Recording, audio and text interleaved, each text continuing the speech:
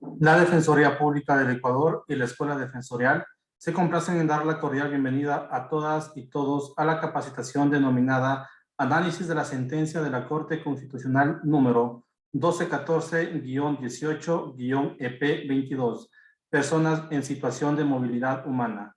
Saludamos la presencia de la directora de la Escuela Defensorial, Magíster Tania Torres Castillo, coordinador de investigación de la Corte Constitucional del Ecuador, Centro de Estudios y Difusión, doctor Byron Villagómez Moncayo, señoras y señores directores nacionales, coordinadores regionales, directores provinciales y coordinadores provinciales de la Defensoría Pública, compañeras y compañeros defensores públicos, abogados, funcionarios y estudiantes de los consultorios jurídicos gratuitos, invitadas e invitados especiales. Señoras y señores, sean todos bienvenidos. La sentencia número 1214-18-EP22 declaró la vulneración de la garantía de motivación y el derecho a la seguridad jurídica en las sentencias de instancia que negaron una acción de habeas corpus con medidas cautelares presentada por la Defensoría Pública en contra del entonces Ministerio del Interior y del Servicio de Apoyo Migratorio, a favor de un grupo de personas en situación de movilidad humana que fueron retenidas en la zona de inadmitidos del aeropuerto de Quito. Para dar la bienvenida e inauguración de esta capacitación, recibimos a la magíster Tania Torres, directora de la Escuela Defensorial. Bienvenida, doctora. Muchísimas gracias, Danielito. Primeramente, extiendo un cordial saludo a todas y a todos quienes nos acompañan esta noche en un nuevo evento de capacitación dirigido por la Escuela Defensorial. Y en segundo lugar, quiero agradecer muchísimo al Centro de Estudios del Derecho Constitucional de la Corte Constitucional, específicamente a Byron Villagómez, que se encuentra presente en esta capacitación. Sé que una de las líneas que hoy en día maneja la Corte Constitucional es justamente el impulsar el conocimiento y el estudio de las sentencias de la Corte Constitucional, y es por eso pues que también como parte de una obligatoriedad que tenemos de una sentencia, estamos aquí reunidos para capacitarnos, para conocer respecto a cómo tenemos que actuar los operadores de justicia frente a casos específicos, como tenemos esta noche de hoy el tema de personas en situación de movilidad humana. Como ustedes saben, la movilidad humana es un fenómeno social que aqueja a nuestra sociedad, sobre todo en los momentos de crisis económica, de crisis política que vive actualmente Latinoamérica. Es por ello que es necesario comprender desde todas las causas que origina la migración, por qué es que estamos hoy en día viviendo un fenómeno como es el tema de movilidad humana y cómo es que los operadores de justicia nos vemos involucrados en estos temas. Creo que es importante empezar por estos procesos de sensibilización, entender cómo funciona la problemática y por supuesto quizá dentro de un caso específico entender cuál fue la casuística y cómo tendríamos que haber actuado o cómo debemos operar en adelante frente a estos casos. Creo que es importantísima la capacitación del día de hoy. Además, como ustedes saben, siempre la Escuela Defensorial busca estos espacios para interactuar, para conocernos, para poder tener justamente estos momentos de reflexión. Reciban igualmente a nombre del doctor Ángel Torres Machuca, Defensor Público General, un fraterno saludo y esperamos que esta capacitación sea muy fructífera. Muchísimas gracias, Danielito. Sigamos. Agradecemos la intervención de la magíster Tania Torres, directora de la Escuela Defensorial, y la presencia de las autoridades. De esta manera damos por inaugurada esta jornada de capacitación. Recordamos a los asistentes mantener encendidas sus cámaras, silenciar los micrófonos, identificarse con nombres y apellidos, registrar de manera obligatoria su asistencia mediante el link que será enviado los 10 últimos minutos de esta capacitación a través del chat de Zoom. Esta capacitación generará un certificado de asistencia. Por medio del chat de Zoom se recibirán las preguntas para los facilitadores que serán leídas y contestadas al término de su exposición. Con estas indicaciones, saludamos y damos la bienvenida al facilitador de la capacitación del día de hoy, Doctor Byron Villagómez Moncayo. Él es doctor PhD en Criminología por las universidades de Hamburgo y Utrecht, Alemania y Países Bajos. Máster en Criminología y Justicia Penal por la Universidad de Maryland, College Park, Estados Unidos, y becario Fulbright. Especialista superior en Derecho Procesal por la Universidad Andina Simón Bolívar, Ecuador. Licenciado en Ciencias Jurídicas y abogado por la Pontífica Universidad Católica del Ecuador. En la actualidad se desempeña como coordinador de investigación de la Corte Constitucional del Ecuador, Centro de Estudios y Difusión. Tiene varias publicaciones, entre ellas reflexiones jurisprudenciales, artículos de investigación académica. Asimismo, ha sido facilitador de varias conferencias y capacitaciones, entre ellas Crisis carcelarias en el Ecuador, curso de capacitación sobre dolo, manifiesta negligencia y error inexcusable, la naturaleza jurídica de las opiniones consultivas de la Corte Interamericana de Derechos Humanos en el ordenamiento jurídico ecuatoriano, los significados punitivos del control migratorio para los agentes del sistema de justicia penal español. Recibimos de esta manera al doctor Byron Villagómez Moncayo, quien tendrá 60 minutos para la capacitación sobre el tema análisis de la sentencia de la Corte Constitucional número 1214-18-EP22, personas en situación de movilidad humana. Bienvenido, doctor. Muchas gracias, estimado Daniel. También extiendo mi agradecimiento a la doctora Tania Torres, y obviamente a las autoridades de la Defensoría Pública, en particular al doctor Machuca, el defensor público, y nuevamente también a todas y todos las personas que se encuentran presentes el día de hoy para esta pequeña capacitación sobre una de las sentencias más importantes de la Corte Constitucional, de la serie de fallos que ha emitido sobre el habeas corpus, en los cuales ha fijado importantes parámetros sobre la aplicación de esta garantía jurisdiccional. Con esta breve introducción y reiterando, insistiendo en este agradecimiento y en esta oportunidad que para mí es también un honor poder compartir con todos ustedes, voy a dar inicio a esta presentación. Voy a compartir un PowerPoint que he elaborado para esta ocasión.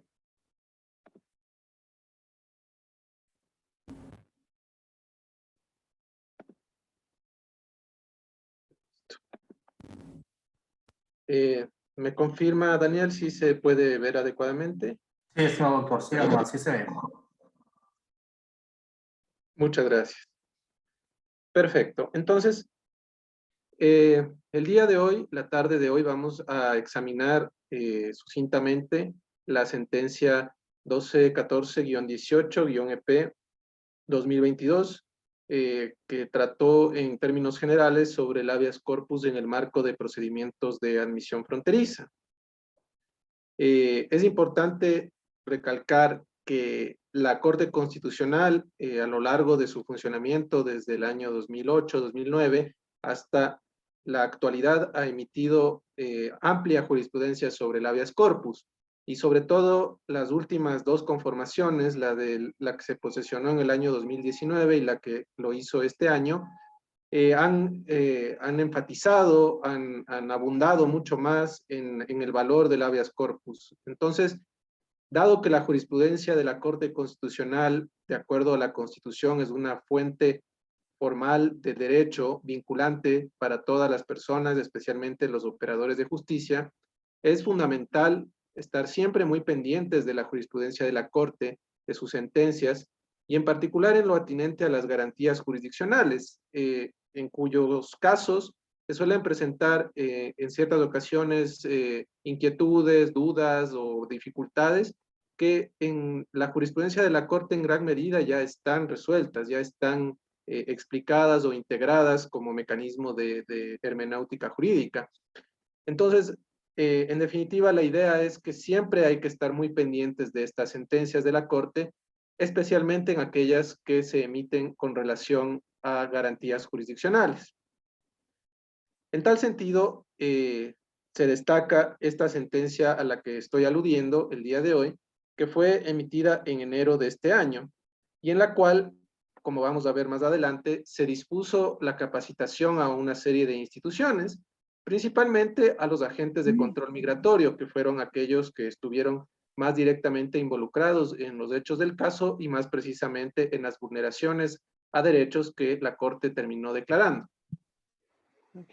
Sin embargo, también se dispusieron capacitaciones a otras entidades que están relacionadas, especialmente a la Escuela de la Función Judicial por la actuación de los jueces en este caso concreto, y también a la Defensoría Pública, que si bien en este caso más bien actuó de manera bastante proactiva, de acuerdo a los hechos del caso, igualmente para profundizar, para quizás socializar y compartir un poco la experiencia de este proceso judicial que se originó justamente por la actuación de una defensora pública, se ha dispuesto también que la escuela defensorial, que la Defensoría Pública lleve a cabo una capacitación, para lo cual estamos el día de hoy como Centro de Estudios y Difusión prestando esta asistencia y este apoyo para el efecto. Entonces, un breve resumen de los hechos. Seguramente, si ya leyeron la sentencia, lo cual obviamente no solamente es recomendable, sino que sería indispensable que lo hicieran también, si no lo han hecho aún. Se trata de 6 personas, una de nacionalidad nigeriana y otra de nacionalidad camerunesa, que arribaron al aeropuerto de Quito en vuelos, la primera el 17 de febrero y las otras personas, las otras 5, el 1 de marzo del año 2018. La persona nigeriana provenía del aeropuerto de Barajas en España, en Madrid, y las otras directamente desde Camerún. La primera de ellas, la primera persona, fue inadmitida en el territorio nacional por no contar con un documento de viaje válido, es decir, no contaba con un documento para poder viajar. Y las 5 restantes fueron inadmitidas por no justificar su condición migratoria. En la entrevista migratoria que se llevó a cabo en el área respectiva del aeropuerto, las autoridades decidieron inadmitir a estas personas. En este sentido, fueron puestas, como señalaron en su momento las autoridades al dar contestación a las reclamaciones judiciales, indicaron que estas personas fueron puestas bajo cuidado de las aerolíneas, en las cuales las compañías en cuyos aviones estas personas vinieron, para que estas compañías asumieran el traslado al país de origen o al último puerto de embarque, conforme determina la normativa sobre estas cuestiones. Tras este poner bajo cuidado de las aerolíneas, evidentemente hay un tiempo que transcurre desde el momento en que se toma esta decisión de inadmisión hasta que estas personas puedan ser efectivamente trasladadas nuevamente al país de origen o al último puerto de embarque. Y por lo tanto, durante ese tiempo estas personas deben permanecer en algún lugar. Lamentablemente, en ciertas ocasiones resulta muy difícil trasladar a las personas cuando se ha tomado este tipo de decisiones, sea de inadmisión o sea incluso ya cuando han ingresado al territorio propiamente dicho, de deportación o devoluciones, porque si estas personas no cuentan con un documento de identificación o de viaje válido, no hay, probablemente no haya algún país que los quiera recibir o que los identifique como sus ciudadanos. Y en ese sentido van a encontrarse en la situación de no tener a dónde enviarlos. Eso suele ocurrir con frecuencia, por ejemplo, en los países europeos, cuando llegan migrantes a través, por ejemplo, del mar Mediterráneo, que llegan sin documentos de identificación, sin pasaporte, evidentemente. Luego las autoridades plantean al inicio la decisión de retornarles y no tienen una identificación formal, oficial para retornarlas al país del que presuntamente o supuestamente son procedentes. Y ahí es donde, por ejemplo, en España se han firmado convenios con Marruecos para que a su vez si salieron de ahí, Marruecos los acepte, así no se sepa exactamente de qué nacionalidad son. Pero son temas complejos, por eso a veces quizás han escuchado en algunas ocasiones que hay conflictos diplomáticos, entre otras razones por esta, entre estos países, ¿no? Porque se llega a este convenio y luego eso se usa como una especie de mecanismo de negociación para lograr ciertos objetivos, ¿no? Pero bueno, retornando a este tema, entonces, una vez que las personas son inadmitidas, deben permanecer en algún lugar. Y en este sentido, en el caso concreto que estamos tratando, fueron ubicadas en una denominada sala de inadmisión. Lamentablemente, esta denominada sala de inadmisión no reunía las condiciones adecuadas y quizás todavía no lo hace porque, como les digo, esta sentencia es muy reciente. Entonces, esta llamada sala de admisión es una habitación sin ventanas ni luz natural, con un baño, 2 sillones y custodiada por la policía, compartida por hombres y mujeres.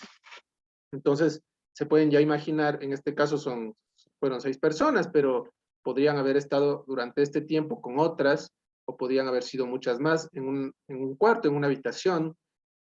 Como vamos a ver, una de ellas estuvo casi 80 días, al menos de lo que los hechos permiten conocer. Entonces, esta situación resulta por lo menos anómala.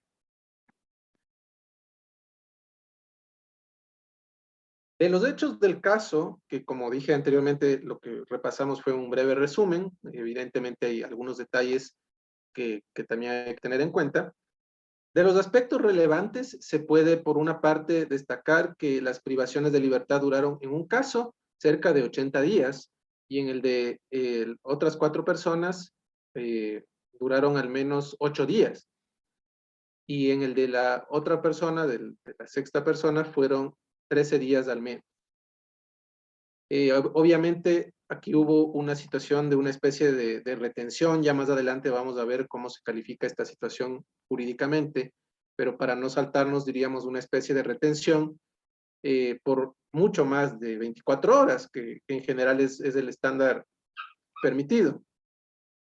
Cuando se trata, por ejemplo, de delitos flagrantes o cuando se está esperando una orden de una audiencia de formulación de cargos, que ustedes lo saben mucho mejor que yo. Entonces, uno de los hechos graves que también sucedió es que el día 1 de marzo, una persona o una delegación de la Defensoría del Pueblo intentó verificar la situación. La Defensoría del Pueblo como el organismo encargado de la supervisión de los derechos humanos en el país. Eso significa que ellos tienen todas las atribuciones para poder verificar este tipo de situaciones. Y al momento de querer ingresar a esta sala de inadmisión, fue negado su acceso. Eso es uno de los hechos probados también del caso. También cabe resaltar, y esto lo hace la Corte en la sentencia, que las personas inadmitidas no estuvieron del todo incomunicadas, es decir, no se trató de una privación de libertad o de una retención en la que estas personas estuvieron incomunicadas, porque tenían acceso al Wi-Fi del aeropuerto y a telefonía celular, contaban con teléfonos con los cuales efectivamente ocurrió el primer contacto entre estas personas y la defensora pública que se hizo cargo del proceso. Luego, la Corte en su sentencia verificó como un hecho comprobado que algunas de las personas inadmitidas sufrieron agresiones físicas y psicológicas por parte de los agentes que las custodiaban. Estas agresiones se trataban, los hechos no son explícitos al respecto, pero las reglas probatorias de las garantías jurisdiccionales llevan a confirmar que efectivamente hubo estas agresiones, que probablemente se trataron de empujones, de jalones y de amenazas o de comentarios inadecuados o ofensivos contra estas personas. Otro de los hechos comprobados es que las personas inadmitidas no recibieron las 3 comidas al día mientras permanecieron en la zona de inadmisión. De las versiones que las personas dieron, en ocasiones era una sola comida o eran 2, no era seguro que siempre tuvieran acceso a alimentación durante su estadía. Y luego también las personas involucradas presentaron solicitudes de asilo, de las cuales en su momento 4 fueron admitidas y 2 inadmitidas. Y en este caso también ha habido cierta discusión, hubo cierta discusión durante el proceso, porque se alegó de parte de las autoridades de que las solicitudes de admisión, de asilo no fueron presentadas en el momento oportuno, según las autoridades digamos, del Ejecutivo, de la Policía, del Ministerio de Gobierno. Y la Corte en este caso también emitió un pronunciamiento, también fijó un estándar al respecto que ya vamos a ver más adelante. Entonces, estos son los aspectos relevantes de la situación, son los elementos fácticos significativos que hay que tener en cuenta al momento de examinar, analizar los parámetros, los estándares fijados por la Corte en esta sentencia. Luego tenemos un resumen de lo que fue el proceso de habeas corpus. Tras la situación de estas personas, tras varios días en los cuales estas personas no tenían quizás el pleno conocimiento de cuáles eran sus derechos o cómo ejercerlos, cómo acceder a una garantía jurisdiccional. Esto también lo señaló la Corte en gran medida porque no fueron debidamente informados por las autoridades. Entonces, recién el 2 de marzo, una defensora pública presentó un habeas corpus con solicitud de medidas cautelares tras recibir mensajes de WhatsApp de las personas inadmitidas. La defensora pública se enteró de esto el día anterior, es decir, no fue porque ella se haya demorado en presentar la acción, como están en los hechos, fue que recién un día previo le comunicaron. Luego se comunicaron las demás personas. Primero recibió un mensaje de una de ellas y después también de las demás. Presentada la demanda de habeas corpus, el mismo día la judicatura competente, que resultó ser el Tribunal de Garantías Penales de Quitumbe, convocó audiencia para el 5 de marzo. Y aquí es también uno de los hechos importantes. Indicó que la solicitud de medidas cautelares se atendería en la audiencia. Esto también es muy importante tener en cuenta, y la Corte también lo analizó en la parte considerativa y resolutiva. Si es medida cautelar, es una situación de urgencia, se debe presentar cuando existen ciertas condiciones que obligan a una actuación urgente, o que por lo menos la persona que las presenta así lo alega. Y eso significa que quien va a resolver tiene que tener en cuenta que la situación puede ser algo urgente, puede tratarse de una situación de riesgo inminente o actual a un derecho fundamental, ¿no? Sin embargo, el tribunal determinó que esto recién se resolvería en la audiencia el 5 de marzo. El 5 de marzo, la Defensoría del Pueblo presentó un escrito de amicus curiae en el que hizo conocer la negativa de acceso a la sala de inadmitidos, que es lo que ya comentamos anteriormente. Y claro, aquí viene otro de los hechos importantes, que el día que se debía llevar a cabo la audiencia, el tribunal decidió diferir esta diligencia para el día siguiente, indicando que había ausencia de las personas accionantes. Y esta ausencia se debió a que las autoridades del Ministerio de Gobierno indicaron que por razones de seguridad no era posible trasladar a las personas inadmitidas al tribunal, a la audiencia. Esto es un hecho también notorio, es un hecho grave también, porque como ustedes probablemente saben muy bien, justamente la esencia del habeas corpus, ahí viene su etimología, inclusive es que le traigan a la persona, traigan el cuerpo presente de la persona, para verificar cómo está, para verificar si está detenida, si está privada de libertad. Y en este caso no se presenta a las personas y se alega que no fue posible traerlas por razones de seguridad. Y el tribunal, frente a esa situación, lo que hace es diferir la audiencia al día siguiente. Probablemente ustedes que lidian con los procesos a diario ya entenderán que aquí hay alguna situación un poco irregular, ¿no? Por decirlo menos. Luego, el día siguiente se lleva ya efectivamente a cabo la audiencia en el aeropuerto, es decir, el tribunal se traslada al aeropuerto, lo que también está evidentemente permitido en la ley orgánica de garantías.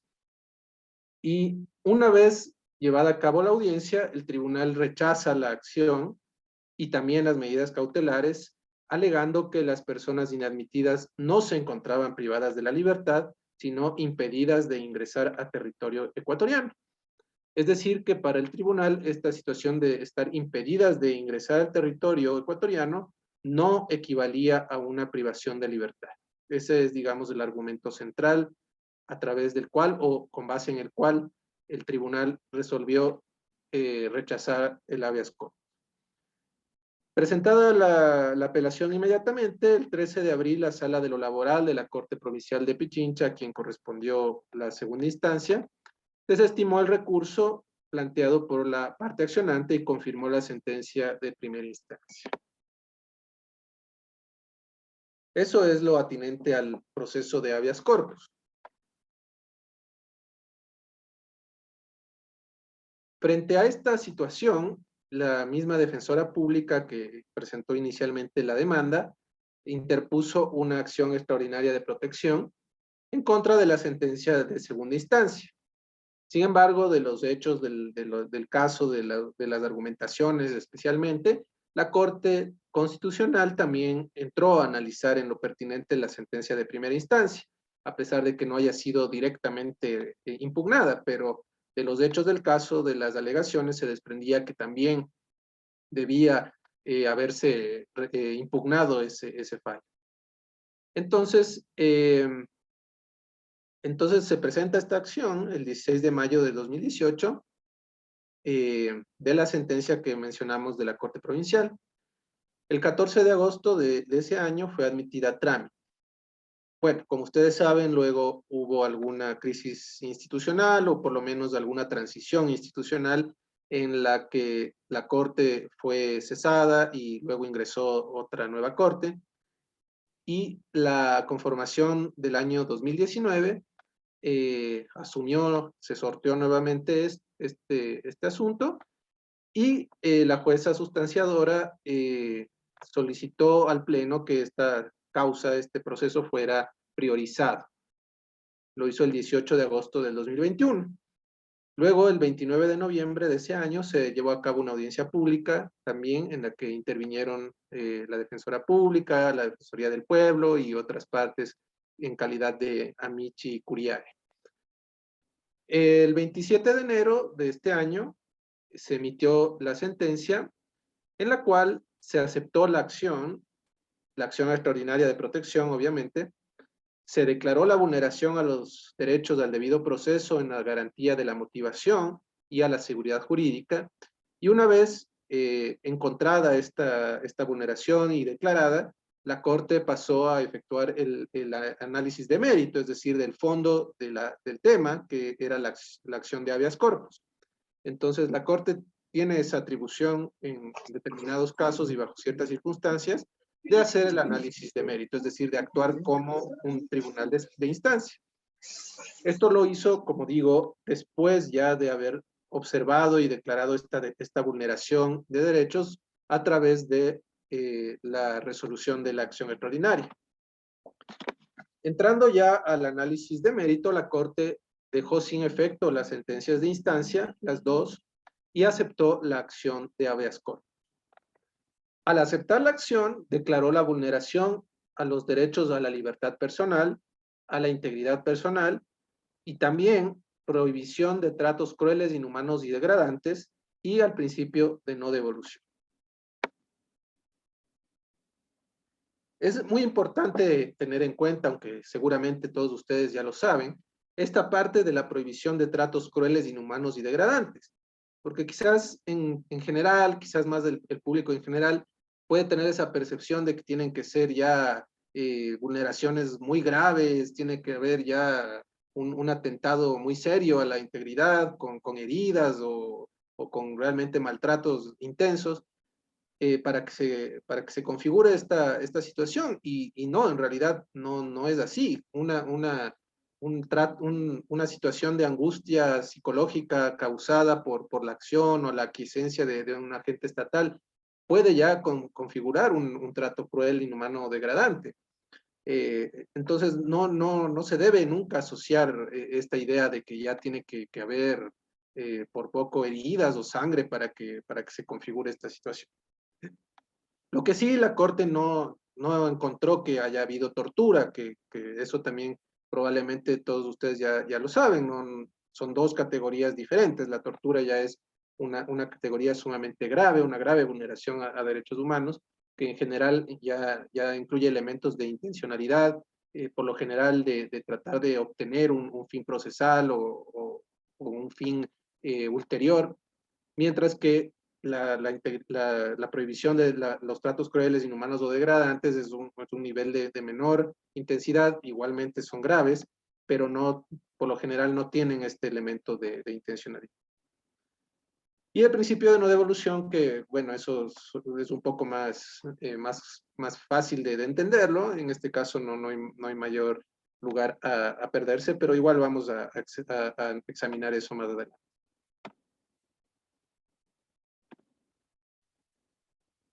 Entonces, al declarar al aceptar el habeas corpus, de acuerdo a lo que dispone la Constitución y la Ley Orgánica de Garantías, los jueces de instancia y más aún la Corte Constitucional deben ordenar una reparación integral cuando se ha observado, cuando se ha identificado y declarado vulneraciones a derechos humanos.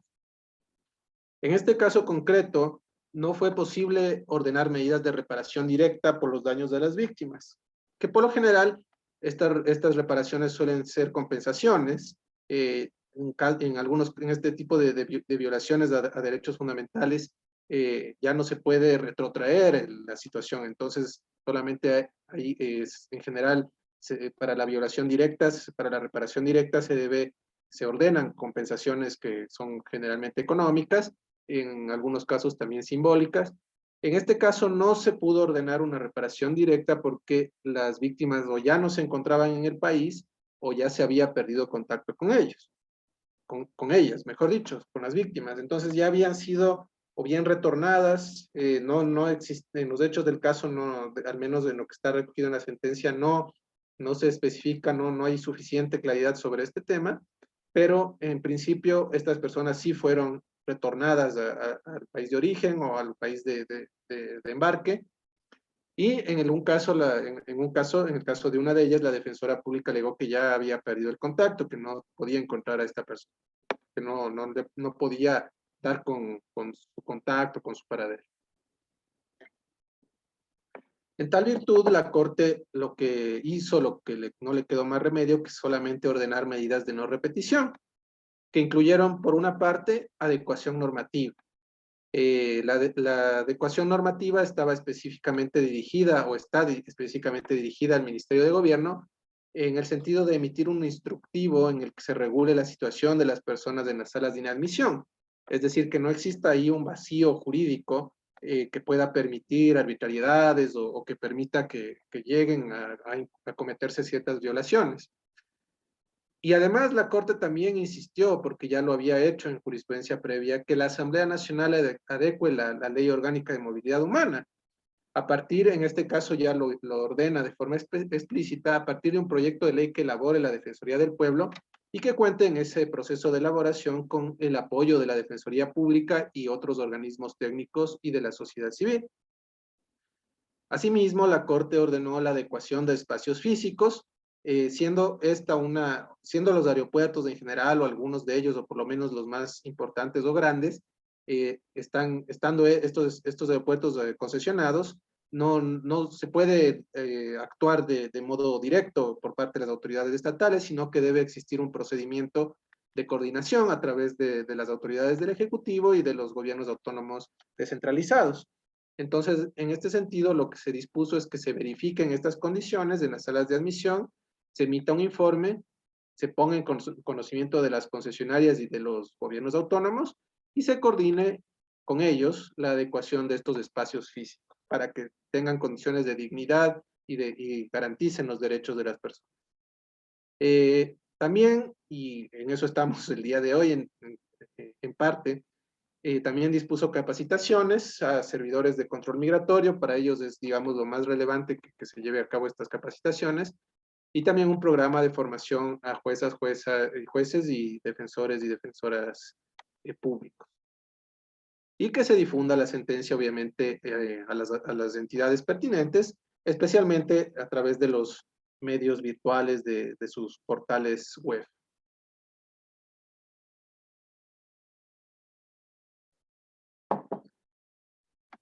Una vez que hemos hecho este repaso de los hechos, de las situaciones relevantes, ahora sí podemos examinar más específicamente los estándares sobre cada cuestión que fijó la Corte en esta sentencia y en otras que están muy relacionadas.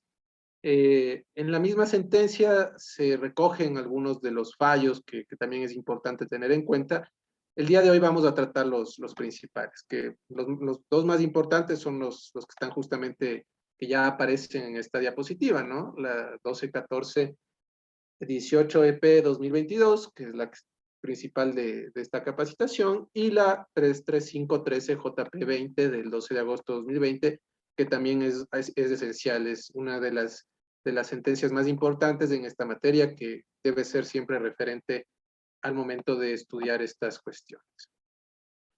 Entonces, el primer punto fundamental es que la retención de personas en salas de inadmisión aeroportuaria o cualquier otra, puede ser también en una frontera terrestre o marítima, este tipo de retenciones constituyen privación de libertad. Son privación de libertad y por lo tanto es posible presentar los recursos que caben contra cualquier tipo de privación de libertad. Ahora, claro, el hecho de que sea privación de libertad no necesariamente es algo que deba juzgarse de manera negativa, porque esta privación puede tranquilamente ser legal, puede ser legítima. El problema es cuando esta privación se torna ya ilegal o empieza siendo ilegal o termina siendo arbitraria.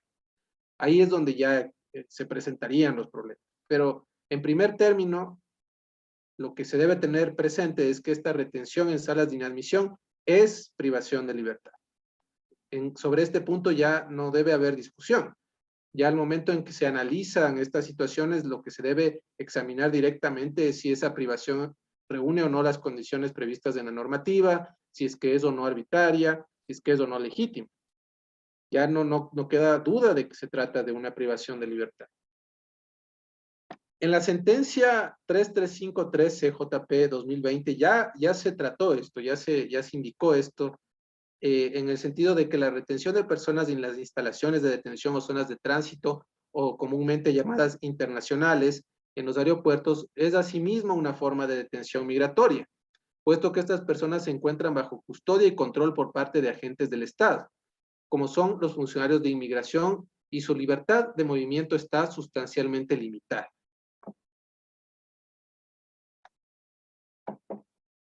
Y el Comité de Protección de los Derechos de todos los Trabajadores Migratorios y sus familiares de las Naciones Unidas, en su observación general número 5, que ha sido recogida por la Corte en estas sentencias y en prácticamente todas las que tienen que ver con movilidad humana, señala también que la detención en estas llamadas zonas internacionales o de tránsito en puertos aéreos, terrestres o marítimos es una detención de migrantes. Ahora bien, sobre esto quizás ustedes también, muchos o todos, ya tienen en cuenta que según la Ley Orgánica de Movilidad Humana está prohibida todo tipo de medida de carácter penal en el ámbito migratorio. Y eso significaría que una privación de libertad en principio estaría también proscrita.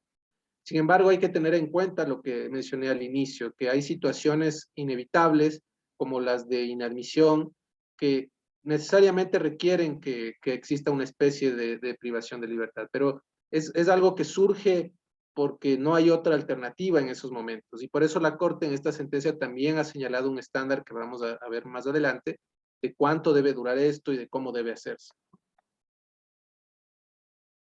Bueno, esta foto es del antiguo llamado Hotel Carrión, que ya no existe como centro de detención de migrantes, por esto mismo que mencionaba, ¿no?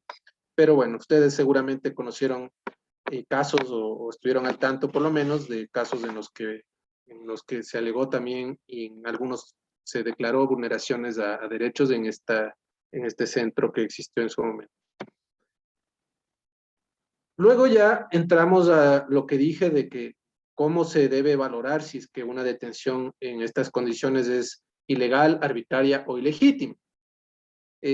Ustedes seguramente ya saben de otras sentencias, de otra jurisprudencia y sobre todo de también lo que ha determinado la Corte Interamericana, que para examinar una posible vulneración a derechos humanos originada en una privación de libertad, existen estos tres grandes parámetros, que son el de la legalidad, el de la arbitrariedad y el de la legitimidad. Entonces, en esto no me voy a detener demasiado, pero ustedes bien ya saben que una detención, por ejemplo, puede ser legal, pero puede después o en ese momento tornarse arbitraria.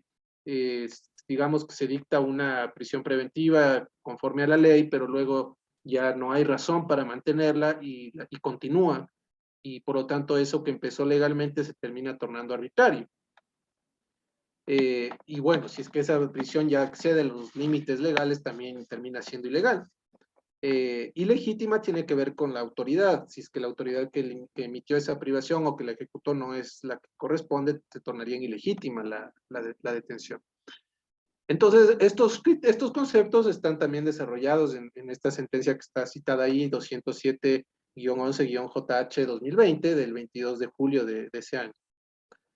Y en esa misma sentencia, como abarca de modo integral estos conceptos de la privación de libertad, también se analizó lo de las personas, por ejemplo, solicitantes de asilo o migrantes en general. Y en este sentido dijo que cuando ellos son objeto de detención administrativa prolongada, sin posibilidad de examen o recurso administrativo judicial, o existe el riesgo de devolución a un país donde temen persecución o donde peligre la vida o integridad, también se estaría frente a una detención arbitraria.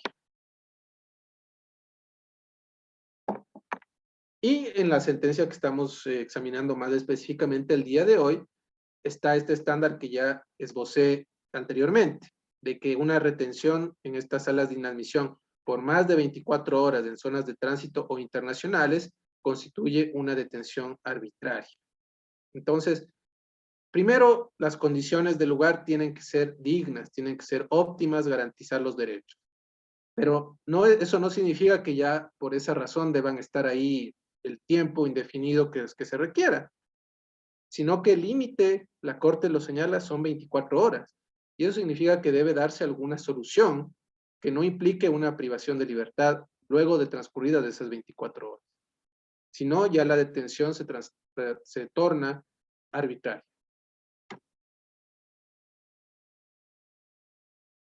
Continuando con estos criterios de ilegalidad, arbitrariedad o ilegitimidad, la sentencia 335 que ya estamos mencionando y que, como dije al inicio, es muy importante, esa también deberían leerla completamente si es que todavía no lo han hecho, señala que las personas a las que se limite el ingreso al territorio nacional y se retenga en el aeropuerto por menos de 24 horas deberán contar con el derecho a recibir un trato digno y al menos a lo siguiente. Entonces, nuevamente, insisto, la detención que ya pasa de esas 24 horas ya se torna arbitraria. Por eso es que aquí la Corte habla de por menos de 24 horas. No es que esté diciendo que luego de esas 24 horas ya no debe cumplir con esto, sino que simplemente ya cumplidas esas 24 horas ya luego no debe haber detención, sea cual sea la situación en este caso. Y durante esas 24 horas máximas que puede estar esta persona o estas personas en una zona de inadmisión, deben cumplirse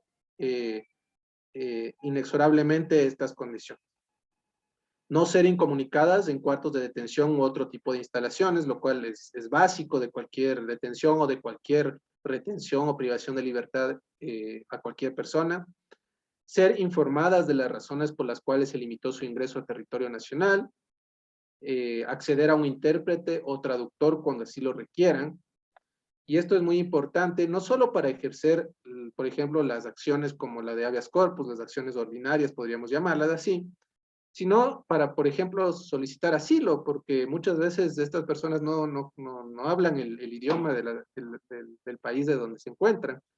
Y de esta forma, a través de algún intérprete o traductor, pueden expresar este deseo, ¿no? Decir, yo quiero solicitar asilo.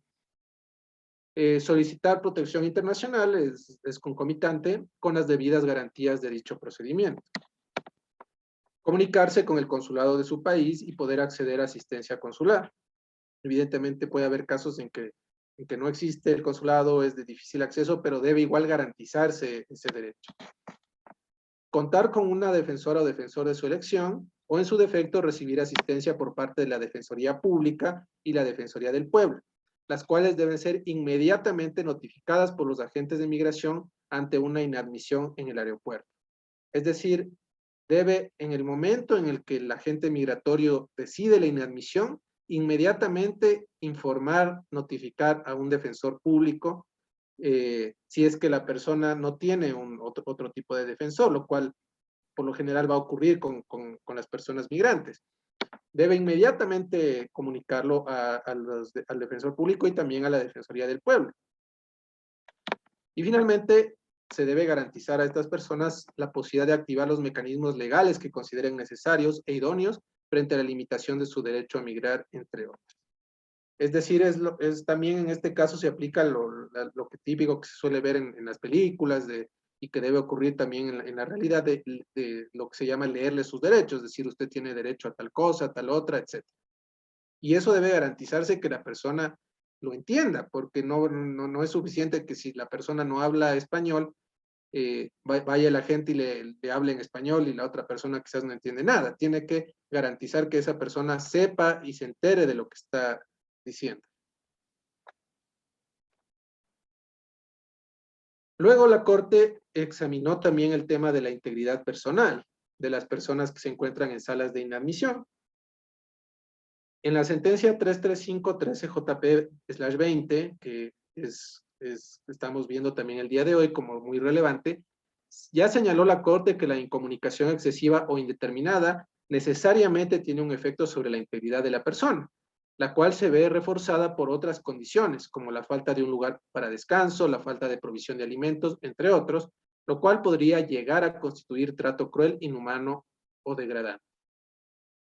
Como dijimos anteriormente en los hechos del caso, la Corte no llegó a decir que estas personas estaban totalmente incomunicadas. Quizás no tenían una comunicación óptima, pero no se pudo o no se podía llegar a decir que hayan estado incomunicadas. De todas maneras está el estándar, que esta situación de incomunicación excesiva o indeterminada puede llegar a constituir una vulneración a la integridad de la persona. Evidentemente hay situaciones en que puede ocurrir un lapso de incomunicación, ¿no? por los procesos normales de migración, pero ya cuando se torna excesiva, cuando ya se torna innecesaria, ese es el estándar, ya entramos al ámbito de la violación a la integridad personal. Igualmente, en la observación general número 5 del Comité de Protección de los Derechos de todos los trabajadores migratorios y sus familias, que ya mencionamos anteriormente, las malas condiciones de detención pueden llegar a constituir tortura o trato cruel, inhumano o degradante, y pueden aumentar el riesgo de otras violaciones, como el derecho a la salud, alimentación, vivienda adecuada, agua potable y saneamiento. Esto sí es muy importante porque aquí está el estándar ya fijado por este organismo de Naciones Unidas y que ha sido recogido por la Corte Constitucional, por lo tanto también es vinculante. Malas condiciones de lugares de inadmisión, en este caso de detención, o en este caso de inadmisión, pueden constituir, como constituyeron en este caso concreto, trato cruel, inhumano o degradante. Es muy importante tener en cuenta esto. Y la Corte Interamericana también ha tratado sobre ya las condiciones específicas de los lugares de privación de libertad, indicando que lugares reducidos, sin ventilación, sin luz natural, sin cama para reposar, ni condiciones adecuadas de higiene, con precarias condiciones de alimentación, o también cuando existe intimidación o amenazas de actos violentos o incomunicación durante la detención, todas estas circunstancias o similares, análogas, vulneran el derecho a la integridad personal y constituyen formas de tratos crueles, inhumanos o degradantes. Y a esto también se añade el estándar de que para proteger a las mujeres contra la violencia y discriminación, entre otras razones, es indispensable que haya separación entre hombres y mujeres cuando exista custodia estatal. Cuando se encuentren en una situación de retención o de privación de libertad en general o inadmisión, como en el caso concreto, debe haber separación de hombres y mujeres.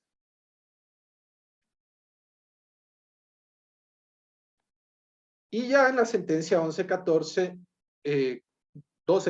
perdón, la Corte ya fija estándares específicos sobre las zonas de inadmisión a fin de proteger el derecho a la integridad personal. Y en este sentido, la Corte dice que las obligaciones estatales y de respeto y garantía de los derechos no están excluidas en las zonas de tránsito o internacionales de los aeropuertos. Es decir, no se puede tener esa concepción de que son lugares sin ley o que no tienen jurisdicción o que ahí no se sabe si es que están o no ya en territorio nacional. Cualquiera sea la alegación que se haga en este sentido, ya hay estándares no solo de la Corte Constitucional, sino internacionales, que determinan que en estas zonas hay obligación de respetar y garantizar los derechos humanos. Especialmente, bueno, de respecto de las personas inadmitidas, y que en este sentido el Ministerio de Gobierno, como el órgano competente en nuestro país a cargo de estos temas, está obligado a garantizar y supervisar que estas personas en estas zonas cuenten con al menos acceso a agua potable, alimentación adecuada y de buena calidad, mínimo 3 comidas al día, un espacio de descanso con ventilación y condiciones de higiene, atención médica si la persona lo requiere, y acceso a servicios sanitarios con condiciones de higiene y privacidad mientras se ejecuta el procedimiento de inadmisión a territorio nacional. Entonces, todas estas condiciones mínimas deben respetarse para que no se incurra en una vulneración al derecho a la integridad personal durante la inadmisión o el proceso de inadmisión, o mientras estas personas se encuentran en zonas de inadmisión de aeropuertos o en general de cualquier tipo de puerto marítimo o terrestre.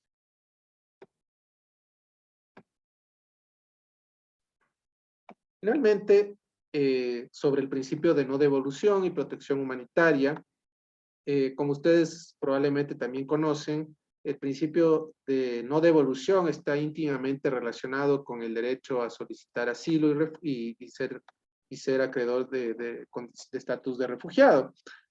Pero no solamente, y eso también lo ha dicho la Corte, el principio debe limitarse a personas que solicitan asilo, sino que debe aplicarse a cualquier persona migrante.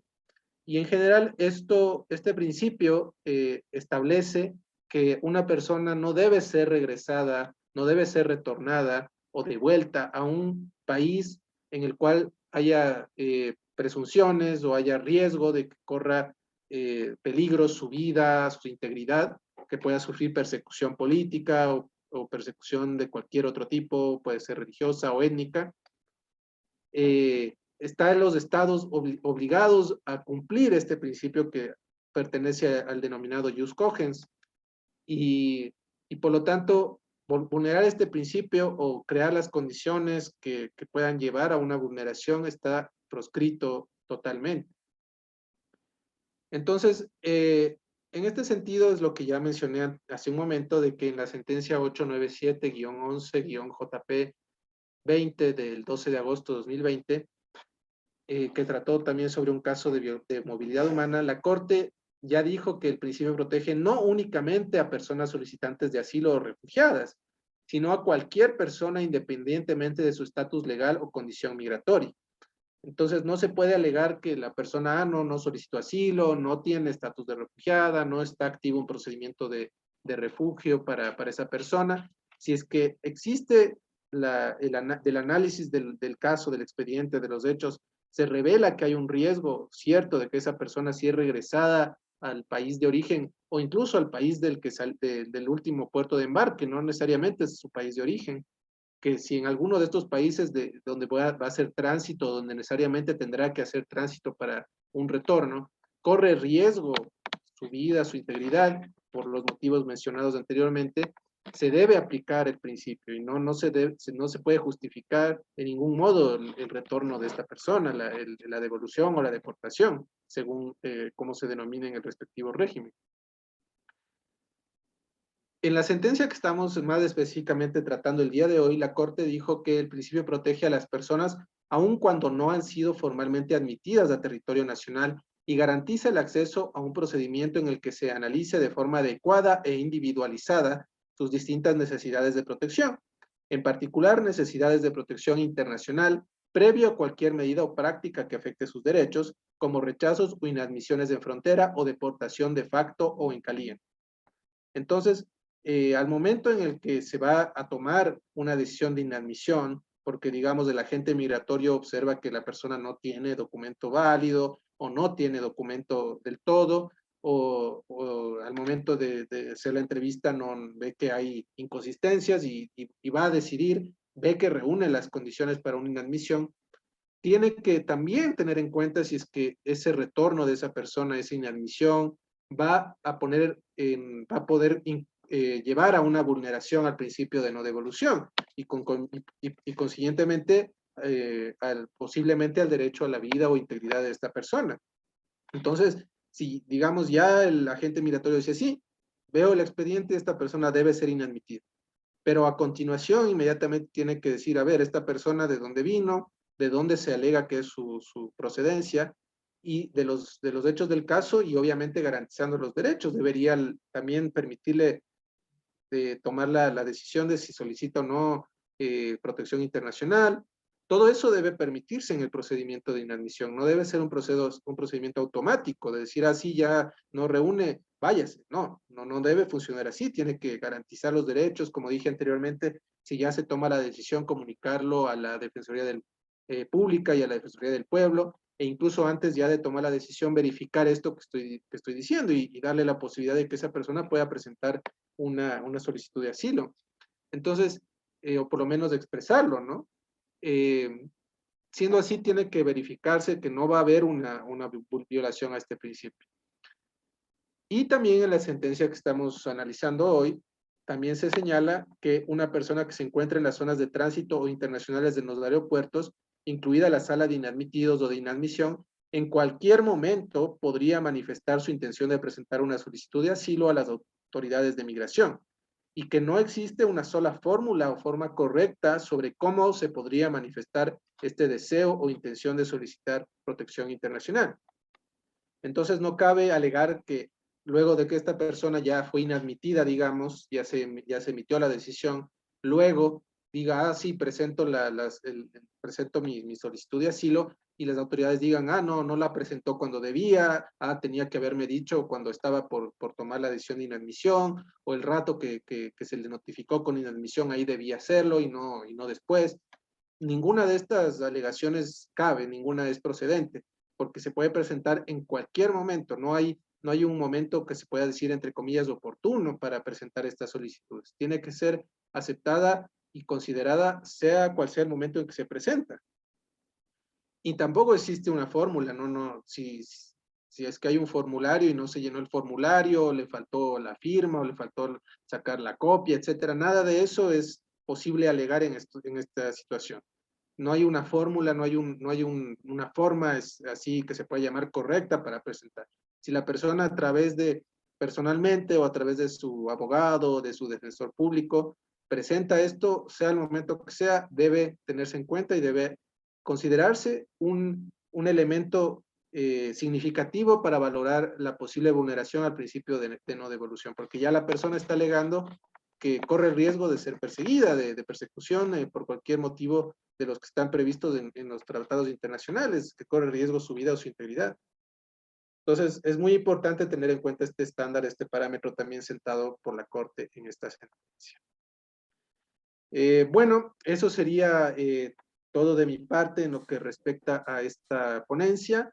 Hemos ya examinado rápidamente los hechos del caso, hemos también abordado las cuestiones relevantes de esos hechos, hemos observado cuáles son los parámetros que ha fijado la Corte, tanto sobre libertad personal como sobre integridad personal, los mínimos requisitos que se deben reunir para que no haya vulneraciones a estos derechos, y también finalmente hemos analizado lo que respecta al principio de no devolución y protección por el derecho humanitario que emergen de la sentencia que hemos examinado el día de hoy y en general también de la jurisprudencia de la Corte sobre la materia.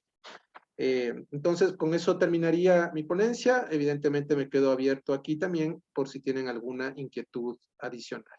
Muchas gracias.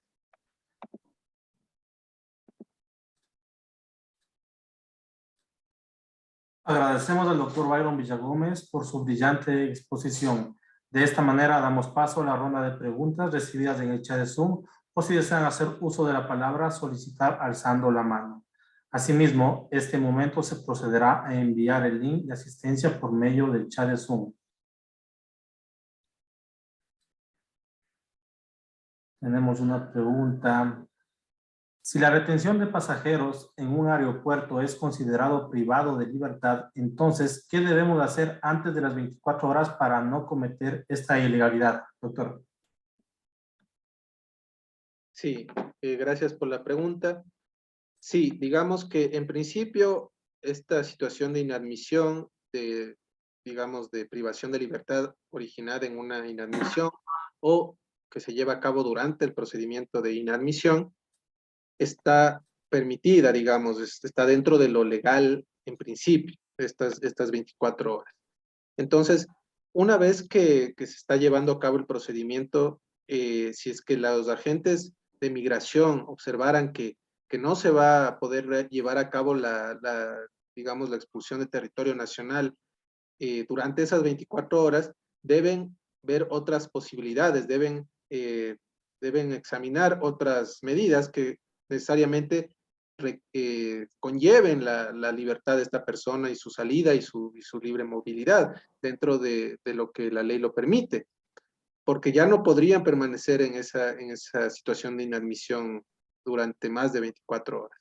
Y luego, dentro de esas 24 horas, igualmente, permaneciendo en la zona de inadmisión, deben recibir el trato digno y humanitario que ya se mencionó anteriormente, garantizando todas las condiciones mínimas que mencionamos anteriormente, por más que sean, entre comillas, solo 24 horas. Entonces, evidentemente, durante ese procedimiento de inadmisión, a la persona se le deben hacer conocer sus derechos, se debe valorar si es que existe o no una situación de riesgo a su vida o integridad, si es retornada al país de origen o al puerto de embarque, o si va a hacer tránsito por algún país donde pueda correr riesgo su vida o su integridad. Debe permitirse a esta persona que presente una solicitud de asilo si es que así considera pertinente. Debe la autoridad migratoria inmediatamente notificar a la Defensoría Pública y a la Defensoría del Pueblo, y los que actúen, sus abogados o los defensores públicos que actúen, inmediatamente comunicarse con esta persona, garantizar su derecho a acceder a intérprete o a un traductor si es que esta persona no puede hablar en español, no se puede expresar en el idioma o no lo puede transmitir al defensor público. Y todo esto a fin de que se puedan ejercer las acciones correspondientes. El agente migratorio debería estar también está obligado, de hecho, a informarle cuáles son sus derechos, entre ellos presentar una acción de habeas corpus, por ejemplo. Entonces, todo eso debe hacerse durante ese tiempo. Y como digo, si es que se excede ese tiempo, ya se transforma en arbitraria la privación de libertad. Por lo tanto, deben tomarse las medidas adecuadas para que esa persona, si es que no va a poder ser devuelta dentro de ese periodo, pueda salir y pueda mantenerse en una situación de respeto y garantía a sus derechos. Eso sería, en términos generales, lo que se desprende de estos estándares de la Corte. Gracias, doctor. Tenemos otra pregunta que dice, ¿qué sanción se impone a las personas que no cumplen la disposición de comunicar a la Defensoría? Sí, muchas gracias por la pregunta. En primer lugar, habrían, digamos, sanciones disciplinarias administrativas, deberían haber por parte de la autoridad respectiva, del Ministerio de Gobierno en este caso, por incumplimiento de deberes de los funcionarios públicos. En primer término, de seguro habría una situación de vulneración a normas disciplinarias y administrativas. Luego, eventualmente, dependiendo de la situación en la que la persona que está inadmitida se encuentre, podrían incluso llegar a incurrirse en delitos, ¿no? Porque ya la Corte está diciendo que este tipo de situaciones conllevan, por ejemplo, vulneraciones a la integridad personal, a la libertad. Entonces podría darse un caso de una privación ilegal de la libertad, que está también sancionada, igual de una afectación a la integridad, que también está sancionada penalmente. Entonces también podría llegar a incurrirse en delitos, y evidentemente también podría haber una situación de incumplimiento de disposiciones de autoridad.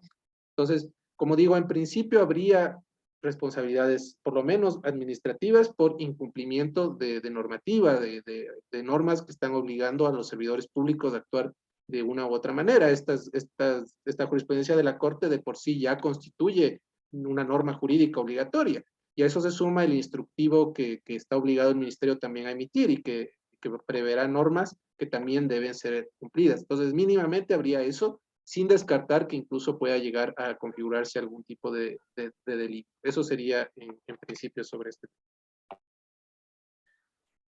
¿Algún participante, asistente de la reunión que quiera hacer uso de la palabra?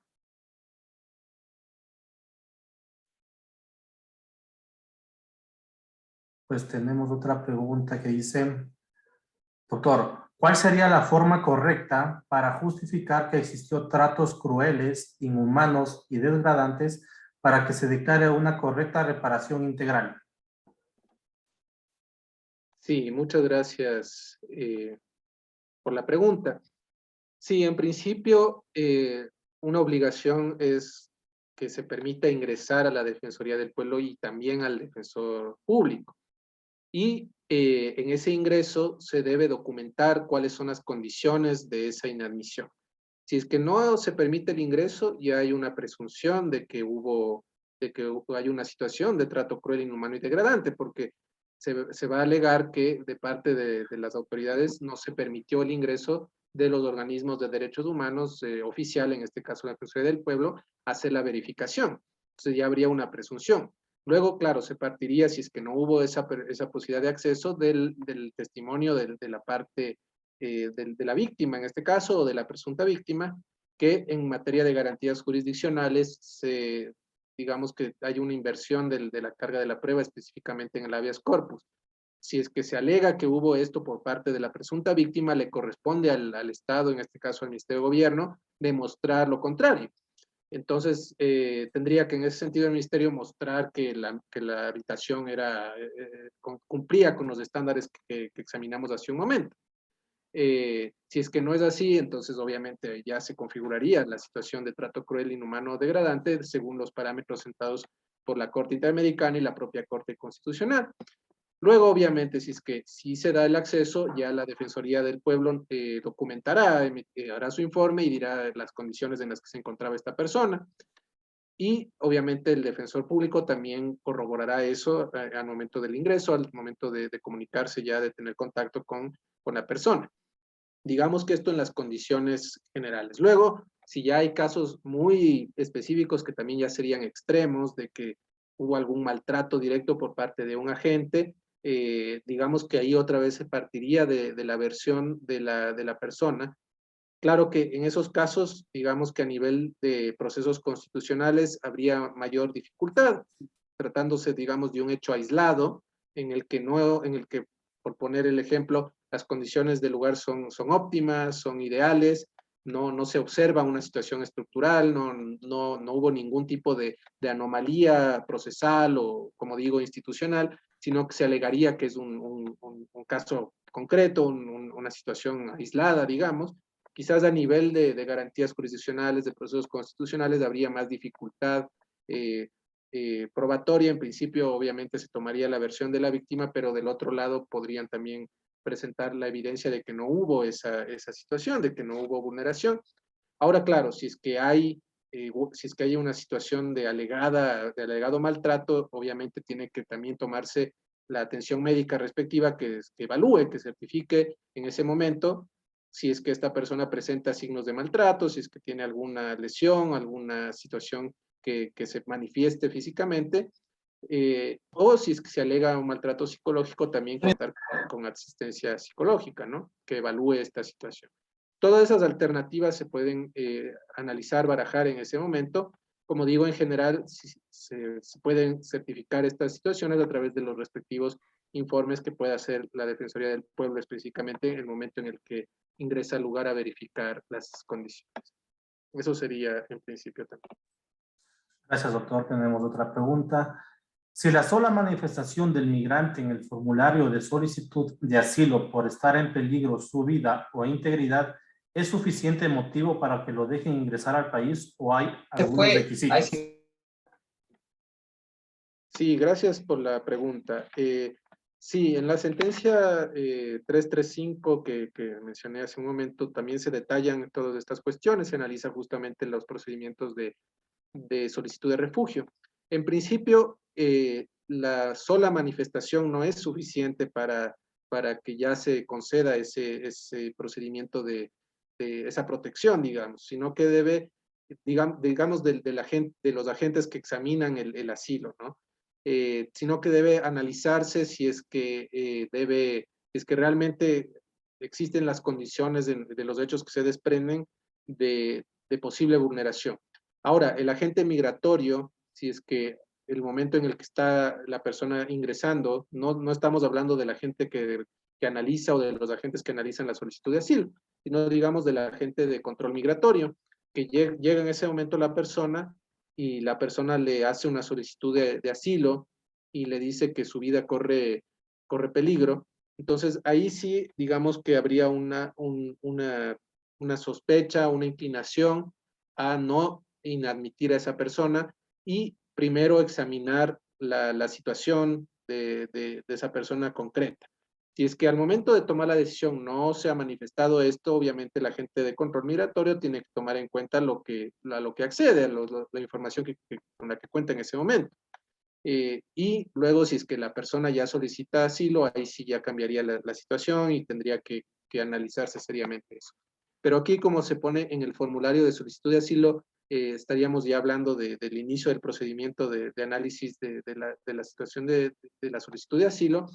En este caso sí hay algunos requisitos que se deben reunir, no basta solamente esa manifestación, pero sí es indispensable que se abra el procedimiento y que se dé a la persona plenas facultades para presentar sus alegaciones, para presentar los hechos y para que se discuta conforme al debido proceso la posibilidad de que exista este riesgo. Y para eso debe analizarse toda la situación que presente la persona en su testimonio, dándole la opción a que cuente con un traductor y un intérprete, y el agente de control migratorio, el agente que analiza el asilo, la solicitud de asilo, examinar cada detalle y hacer también la investigación mínimamente posible para determinar si es que existe o no ese riesgo a su integridad o vida en el país de origen o en el país de tránsito o de puerto de embarque. Entonces, para concluir la pregunta, digamos que no es suficiente solo eso, pero sí exige eso, que se analicen las situaciones concretas de modo detenido y cumpliendo las garantías del debido proceso. Agradecemos al doctor Villagómez por dar contestación a las preguntas de los participantes. De esta manera, la dirección de la Escuela Defensorial de la Defensoría Pública del Ecuador agradece la presencia de las autoridades, al facilitador de este evento y demás asistentes por su importante participación en esta jornada de aprendizaje. Buenas noches con todas y todos. Buenas noches. Buenas noches, gracias. Gracias. Buenas noches. Buenas noches, gracias. Muchas gracias. Muchas gracias, buenas noches.